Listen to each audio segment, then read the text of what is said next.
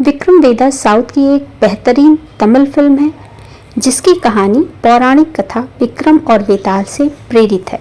नमस्कार दोस्तों, मेरे चैनल पर आप सभी का स्वागत है।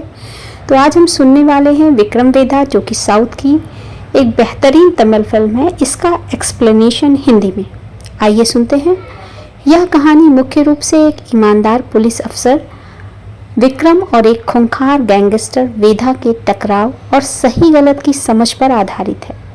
तो जानते हैं इसकी पूरी कहानी क्या है, लेकिन उससे पहले जानते हैं कि इसमें मुख्य पात्र कौन कौन है, यानी किसने इसमें क्या रोल निभाया है।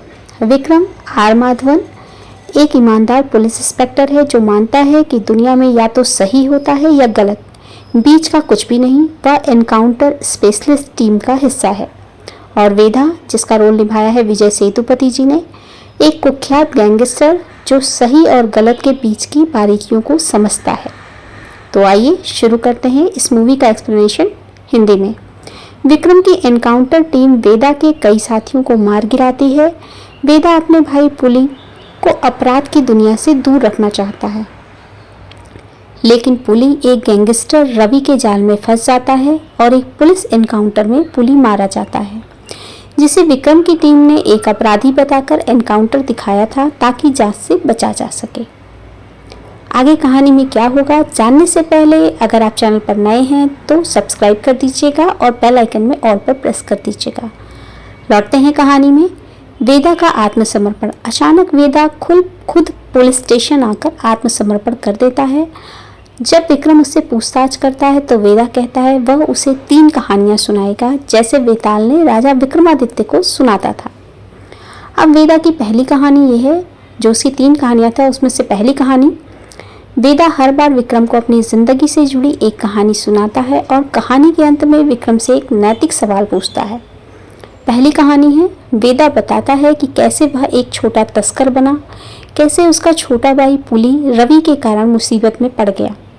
वेदा पूछता है कि उसे रवि को मारना चाहिए या अपने बॉस सांगू को, जिसके कहने पर रवि ने पुली को नुकसान पहुंचाया। विक्रम कहता है कि सांगू असली अपराधी है। वेदा सहमत होता है, जिसका मतलब है कि उसने सांगू को मार दिया। कहानी में ट्विस्ट ये है कि वेदा की वकील होती है वह विक्रम की पत्नी प्रिया होती है, जो उसे जमानत पर छुड़ा लेती है। विक्रम को एहसास होता है कि एनकाउंटर में मारा गया निहत्था अपराधी और कोई नहीं बल्कि उसका भाई पुली था, जिसे उसकी टीम ने फंसा दिया था। दूसरी कहानी, वेदा बाहर आकर विक्रम से मिलता है और उसे पुली और उसकी गर्लफ्रेंड चंद्रा के बारे में दूसरी कहानी सुनाता है, जो वेदा के पैसों को शेयर मार्केट में लगाने की कोशिश करते हैं। चंद्रा पैसे लेकर भाग जाती है, लेकिन पुली के प्यार में वापस आ जाती है और वेदा का बॉस उसे चंद्रा को मारने का आदेश देता है। वेदा सवाल करता है कि क्या उसे बॉस की बात माननी चाहिए और चंद्रा को मार देना चाहिए या पुली और चंद्रा का साथ देना चाहिए, जिससे गैंग वॉर शुरू हो सकती थी। ट्विस्ट ये है कि विक्रम को वेदा की कहानियों के माध्यम से पता चलता है कि उसकी टीम के कुछ साथी, जिसमें उसका पक्का दोस्त साइमन भी शामिल था, भ्रष्ट हैं और वेदा के दुश्मन से पैसे लेकर उसके गैंग के लोगों का फर्जी इनकाउंटर कर रहे थे। कैसी लग रही है ये मूवी?